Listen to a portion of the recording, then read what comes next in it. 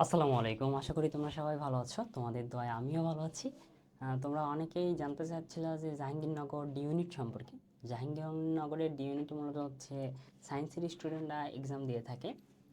এখানে মোট হচ্ছে দেখো যে 7টা বিভাগ আছে জাহাঙ্গীরনগর ডি ইউনিটে। সেই বিভাগগুলো আমরা যদি দেখি, ফার্মেসি বিভাগ, প্রাণ রসায়ন ও অনুপ্রাণ বিজ্ঞান বিভাগ, মাইক্রোবায়োলজি, বায়ো টেকনোলজি এবং genetic engineering, public health information বিভাগ, প্রাণীবিদ্যা বিভাগ এবং উদ্ভিদ বিজ্ঞান বিভাগ।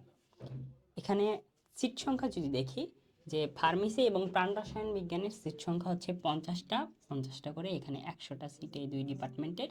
আবার মাইক্রোবায়োলজি ডিপার্টমেন্টের হচ্ছে 36টা, বায়োটেকনোলজিক্যাল হচ্ছে 24টা, পাবলিক হেলথ অ্যান্ড ইনফরমেশন বিভাগের হচ্ছে 40টা, আর প্রাণীবিদ্যা বিভাগের হচ্ছে 50, আর হচ্ছে উদ্ভিদ বিজ্ঞানের 60। এই 310টা হচ্ছে এখানে টোটাল সিট সংখ্যা। এখানে এক্সাম হয় মূলত দেখো বাংলা, ইংরেজি, বুদ্ধিমত্তা বা আইকিউ যেটাকে আমরা বলি, এবং উদ্ভিদ বিজ্ঞান এবং প্রাণী বিজ্ঞান। কিন্তু মজার বিষয় হলো যে বায়োলজি থেকে এখানে দেখো 44 মার্কের এক্সাম হয়ে থাকে।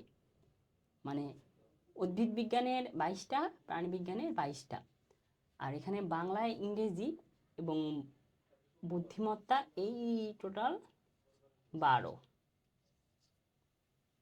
আর রসায়নে থাকে 24। এই টোটাল হিসাব করলে যদি দেখো এখানে 80 মার্কের হচ্ছে এমসিকিউ এক্সাম হয়। আর এই 80 মার্কের এমসিকিউ এর এক্সামের জন্য তোমরা সময় পাবা হচ্ছে 55 মিনিট। আর এম ও এম তোর ও এম আর যেটা আছে ওইটা তোমার হচ্ছে পূর্ণ করার জন্য এক্সট্রা তোমাকে হচ্ছে আরও 5 মিনিট দেওয়া হবে। এই টোটাল তোমাদের হচ্ছে 60 মিনিট বা 1 ঘন্টা এক্সাম হবে জাহাঙ্গীরনগরের ডি ইউনিটে। আর যদি কারো কোনো কিছু প্রশ্ন জানার থাকে কমেন্ট করে জানাইও, বা ইনবক্স করো, তার উপর হচ্ছে আমি ভিডিও দেওয়ার চেষ্টা করব ইনশাল্লাহ।